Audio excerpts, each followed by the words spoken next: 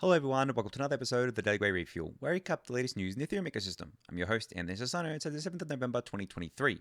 Alright everyone, let's get into it. So first off today, we have a bit of, general news, not really Ethereum related news, but something that I just wanted to speak about here. So there was this tweet from Jeff Roberts where he tweeted out, the SEC is having trouble hiring crypto experts because of a rule that they must sell all of their crypto. Now, this is obviously a really, really dumb rule, right? I mean, I understand that it's a rule because of conflicts of interest and such, but if you are a crypto expert, why would you sell all of your crypto to go work at the SEC to do what exactly, right? Like, you're basically giving up all the upside in the industry that you're an expert of to work at the SEC to possibly go after some scammers, because we all know the SEC doesn't just go after the bad actors, they very often go after the honest actors as well. So this goes back to something that I said a while ago on the refuel, and I think it's just a theme that I've been talking about for a while now, is where these regulatory agencies generally have a very hard time getting experts in, particularly within crypto, because not only do they have silly rules like this, but generally the upside is just not there. Like, just speaking personally for example here, I wouldn't go and work for one of these regulators or some government agency to be a crypto expert for them, because there's just no upside in it. There is no career upside in it. It is just basically a machine of bureaucracy and political crap. And also, if they have rules like I have to sell, my crypto, or I have to only own a certain amount of it, that's like a complete non-starter, because who would want to do that? Like, who in their right mind would want to do that if they actually are considered a quote-unquote crypto expert or someone who's deep into crypto? Now, of course, the downstream effect of this is actually, ironically enough, negative for crypto, because what ends up happening is that the people regulating our industry are not experts, right? They don't understand things, and what ends up happening is that both they don't understand it and they're also potentially hostile towards it, so they come up with all these weird and wacky regulations and laws and things that are just unworkable, and then it requires our kind of groups within crypto, such as the VCs, the lobbying firms, the people with money, to actually correct this and to go out there and the exchanges like Coinbase, for example. But it requires them to go out there and educate these regulators, because if I'm being honest, I think that, or not being honest, if I'm being real here, I would assume that there would be basically no crypto experts at the SEC if this is the rule that they have in place, which it seems it is, where they can't hold crypto. Because as I said, you're giving up all the upside in the industry to go work at the SEC to do what? Yeah, I just don't understand why anyone would want to do that. Now, of course, if you were to remove this rule, you would probably get some people doing it. Some people just want to go work at maybe a kind of like effect change from within at the SEC, because obviously, as we've seen from the SEC, it's been a mess, right, for a while now. But I don't think that any person that actually knows their stuff when it comes to crypto would ever go work at the SEC if it required them to sell all of their crypto. That's just a non-starter completely here.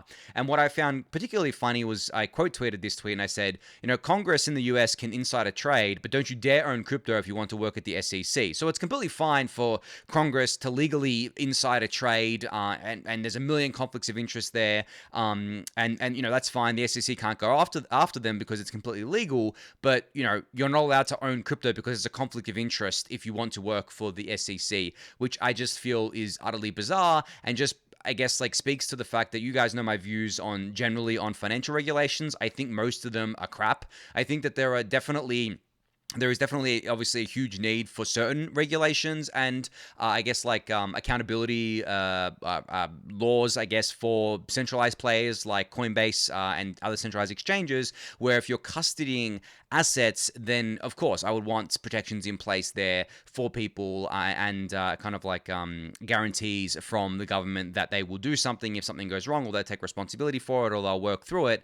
But a lot of the financial regulations go beyond that. They stifle innovation. They don't make sense, like the one that like this rule here where you can't work for the SEC if you hold crypto, and they generally are quite hostile to the industries that they're trying to regulate. And as I said, a bit of it's being nefarious and being hostile. A bit of it is just, I mean, I actually think a lot of it, and this might be wrong, but my assumption is a lot of it is just like pure misunderstanding. Like they just do not understand our industry. Because if you look at the people that are actually kind of putting forward these things, not only have they not grown up with computers for starters, right? Because they're on the older side, right? They didn't grow up with computers because they just weren't around back when they were growing up. But they're also very kind of hostile toward technology generally because they've seen technology in one way or another obsolete them to an extent, right? Or make them kind of feel inferior because they just don't understand how it works. And you've got all that kind of generational baggage there. And then you've got the fact that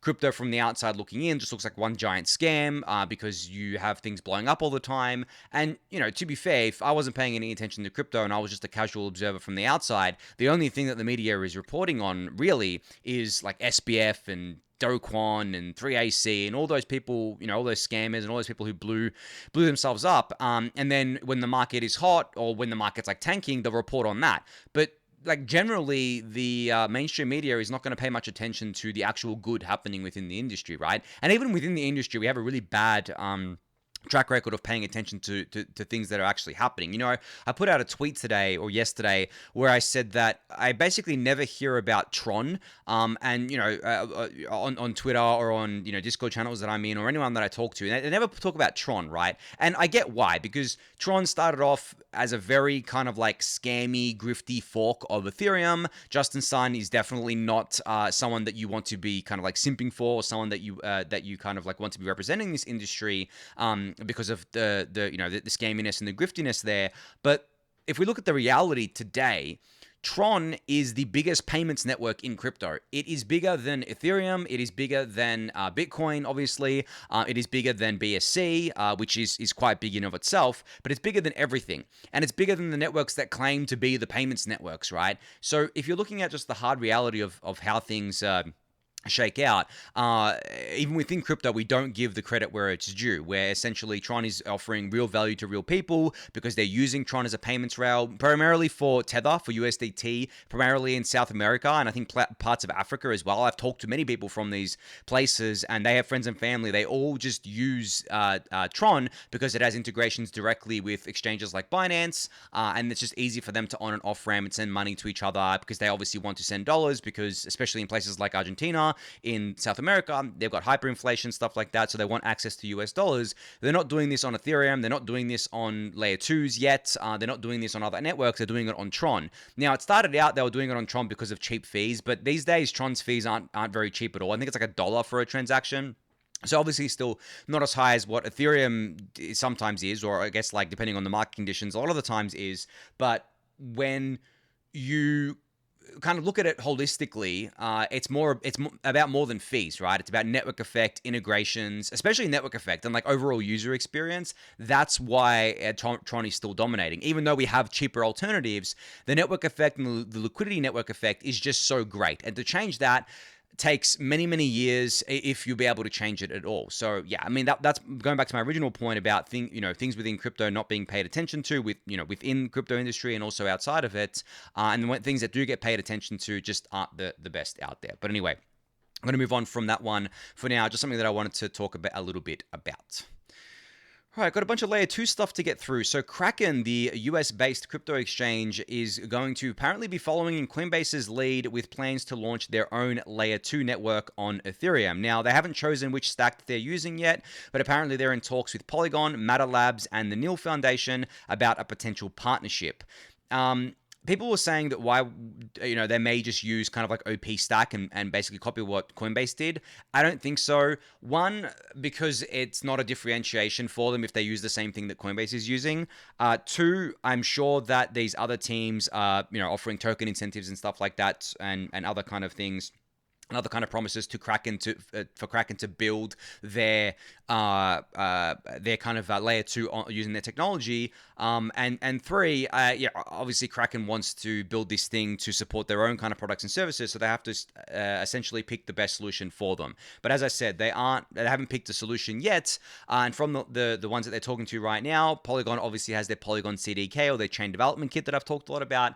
Matter Labs are the builders behind ZK Sync. They have their own thing going on there. And I believe the Nil Foundation are the builders behind what's the project called? I'm actually just going to quickly Google it because I've forgotten what the project is called. I think it's just called Nil, the project, but I think this is separate to Mina. Yeah, it is separate to Mina. So Nil are building ZK related things here. But in terms of who would be furthest along here, I think Polygon, because they have the CDK, which is able to be used today, and there are chains live on it already. I'm not sure how far along Matter Labs' tech is.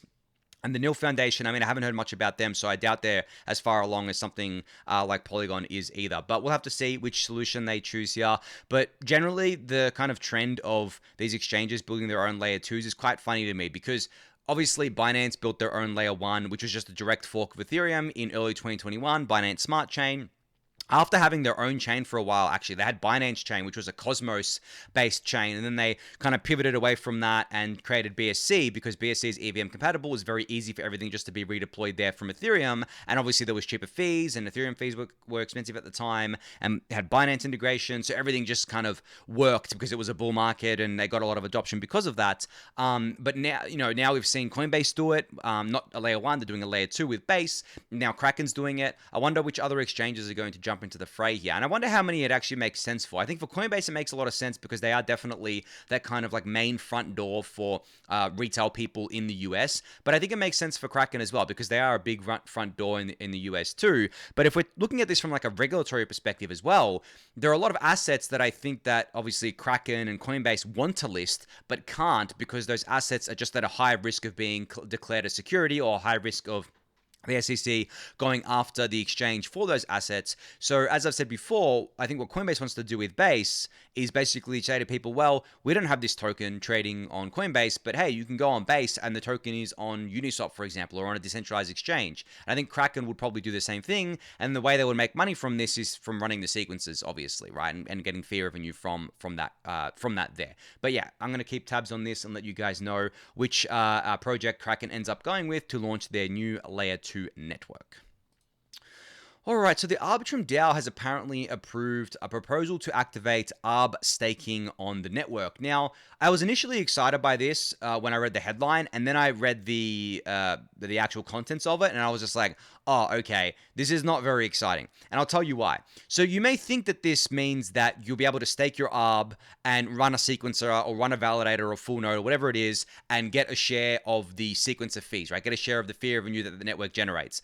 No, that's not what this is. What this is basically very similar to ApeCoin staking. So if you remember the way ApeCoin wanted to do it was essentially you can put your token up, you stake your token, and then you get paid out a yield directly from the treasury. So in this case, essentially you get paid out the yield in tokens that are taken directly out of the treasury for 12 months via a smart contract. So essentially the staking does absolutely nothing. It does not add any security to the network. You're not getting any fee revenue. All you're getting is tokens being paid out from the DAO itself, which to me is very, very uninteresting. Now, in terms of like numbers here, I think someone in the Daily Gwei Discord channel actually broke it down here. I think who broke it down? I'm just Uncle Iro here in the Daily Gwei Discord channel said they're distributing 100 million ARB, which is 1% of the supply, and there was a $63 million unclaimed ARB airdrop, tokens that were unclaimed in the ARB airdrop that went back to the treasury.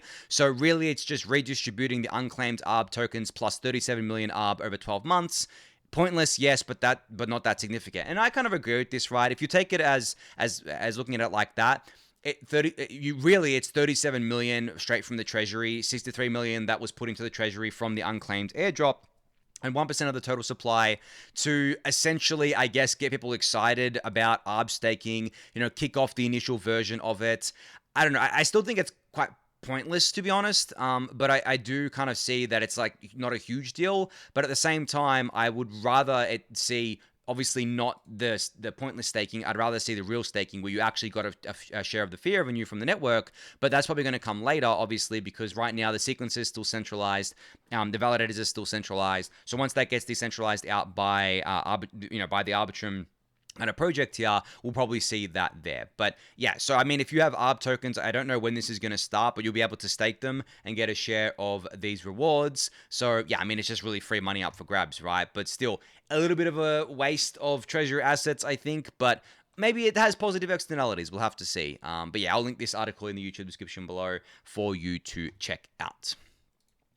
All right, so Retroactive Public Goods Funding Round 3 has kicked off today. So there are 627 eligible projects as part of this voting period, and the voting period will last a month until December 7th, 2023. There is a total of 30 million OP tokens to be distributed here, which I believe is around, what, 50 million US dollars or something like that at current OP prices, which is a lot of money, right? If you were to do an even distribution to each of these projects, which is not going to be an even distribution, but if you were to evenly distribute it to all 627 projects, each project, I believe, would get around $65,000 US dollars. Not a small chunk of change, right? So yeah, you can go vote on this if you're a kind of a badge holder, I believe. So you can go to this link here. I'll link it in the YouTube description below. A friendly reminder, I am part of this round as the Daily Gwei. You have to search sassel.eth, not the Daily Gwei, which I found a little bit weird, but yeah, you can search sassel.eth and I'll pop up there. Don't know what I'm going to get. If I do get a healthy chunk, I'm definitely going to donate a portion of it to the Protocol Guild, of course. I'll have to see how much I get. I don't know how much I'm going to get from this. I don't know what what way the vote's going to go here. I'm not going to be voting on myself or anything like that. I don't really feel like that's the right thing to do there. But it's not just me. As I said, there's 627 total projects, 626 other projects besides me that are eligible here. Obviously, like, not all of them are going to be quality, but I think that, as I said last time, there were thousands of projects or tens of thousands potentially, that were put forward, and they were filtered out, and this is what we're left with here, 627, which I believe is the most amount of projects in any round so far, which makes sense. I mean, the same thing happened with Gitcoin grants rounds, where it started off really small, but then as people noticed, like, how much money could be potentially distributed through Gitcoin grants, more and more projects came on board. And we ended up with much more as time went on, which was good and bad. Good because it obviously spread the love. Bad because it spread the love too much. And there was a lot of projects not really getting any more money because it was just there wasn't that much money to match the amount of projects that were there. And then you had people gaming the system with like projects offering airdrops to people who donated to them. So yeah, once you get to a certain size, you just attract all the grifters, right? And it just becomes like not great. And I think the way that Optimism does it with the badge holders and stuff like that is pretty good for now. But I do wonder what the distribution is going to look like. Yeah, as I said, if it was equally distributed, which it's not going to be, the rewards are 60,000 US dollars each, which is obviously a huge chunk of change, right? But at the same time, because it's not evenly distributed, there are going to be some projects and individuals that get hundreds of thousands, if not millions of dollars worth of OP here, and some projects that get less than that kind of minimum that I mentioned there. But anyway, you can go check this out for yourself. I'll link it in the YouTube description below for you to do so. All right, I came across this great tweet today that's very, very long. Like, this person is taking full advantage of the fact that you can tweet as long as you want on Twitter these days. So this tweet comes from DeFi Saint, who worked closely with Arjun from LeFi here to explore cross-chain bridges to analyze them by strengths and trade-offs. Now, you do not have to read the whole tweet to get the gist of what they're talking about here. You can scroll down to the bottom, and there's a nice little graphic looking at each of the most popular bridging protocols, what type they are, and how they're validated. So you can see here the different types, such as liquidity pools, bridging protocols, burn and mint, request for quote systems.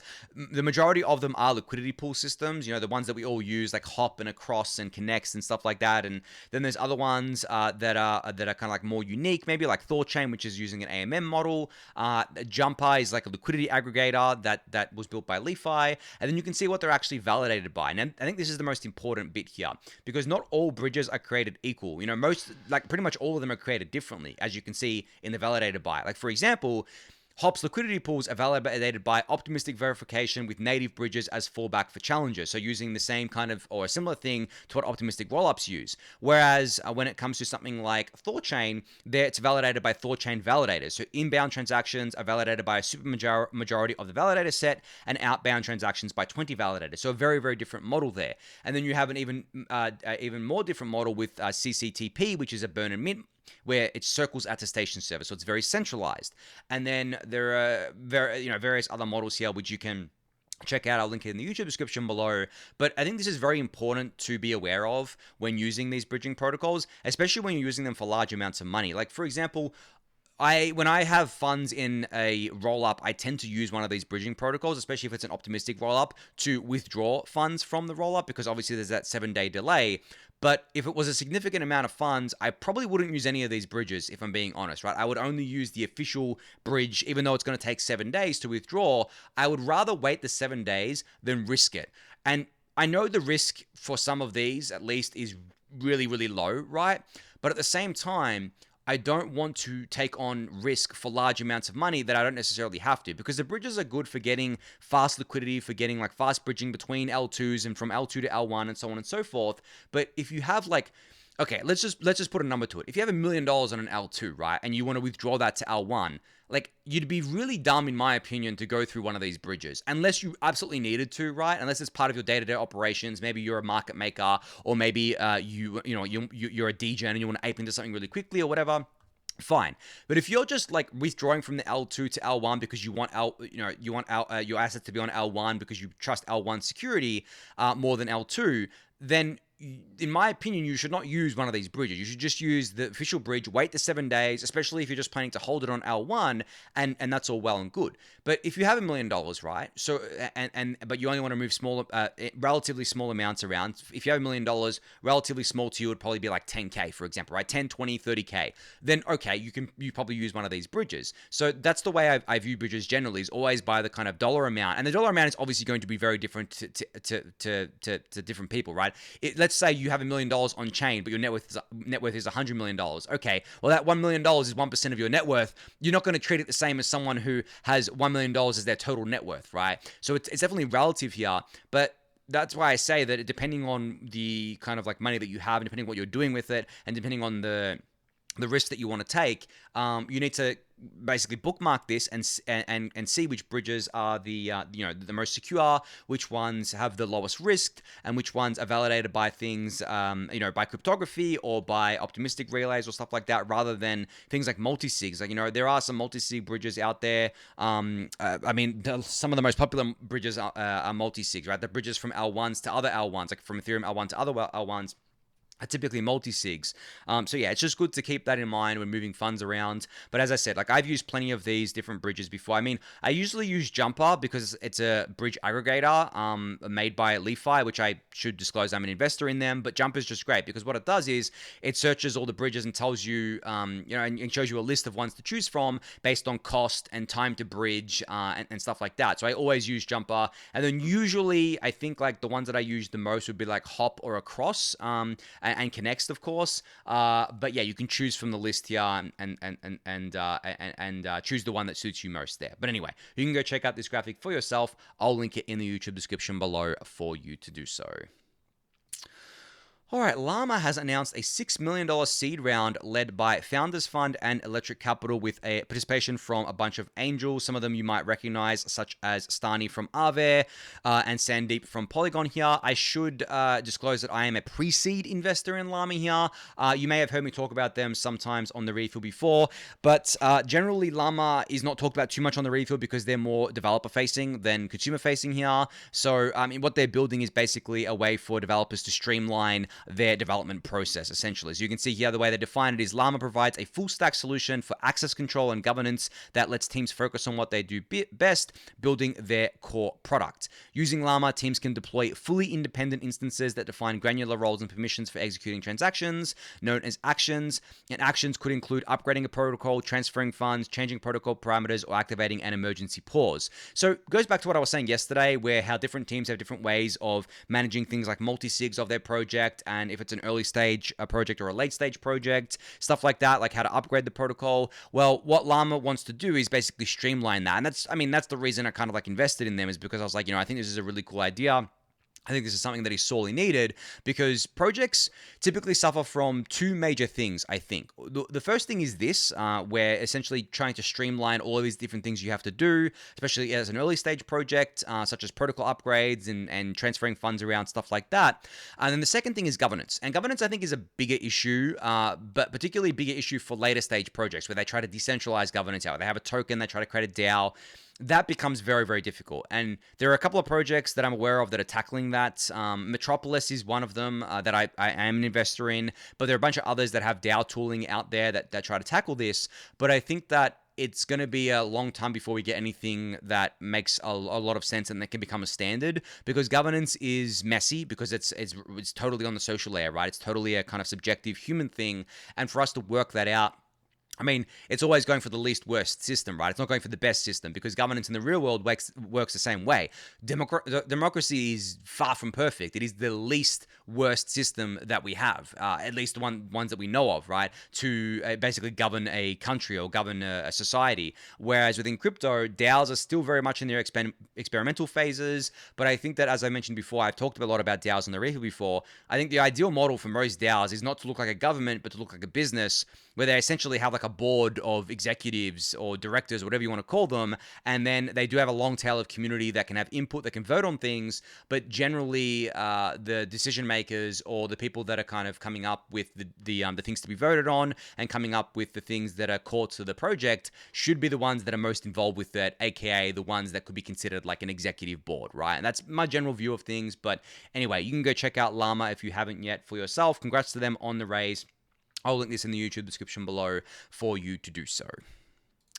All right, last up here, I just wanted to shout out that DevConnect is happening very, very soon. So I think over the next kind of like a couple of weeks or so. I mean, it may have already begun. I actually don't know the exact dates for DevConnect Istanbul, because I'm not going. Yeah, so it begins on the 13th of November. So very soon, actually, within a week here. And there are a lot of events. I mean, you can check out the schedule. I'll link it in the YouTube description below. If you are there, enjoy yourself. Ethereum conferences are always super, super fun. I know there's been a bit of drama around kind of DevConnect, given that it is in Turkey, and given that there is conflicts happening in the Middle East right now. But I think generally it's pretty safe for most people, and the events that have been cancelled have been few and far between from what I've seen. So definitely enjoy it if you are there. I'll be keeping an eye out for all the announcements that are coming out of DevConnect, and we'll be covering them on the refill, of course, because I'm sure there's going to be a bunch of projects announcing a bunch of exciting things. And this will be the last, I think, major Ethereum conference to end out the year here. There definitely isn't one in December, I don't think, because I discussed yesterday about how obviously December/January is the holiday period where things are going to be more hands-off than they usually are. So I'm just super excited to see all the announcements and all the juicy stuff that comes out of DevConnect. It is a week-long event here.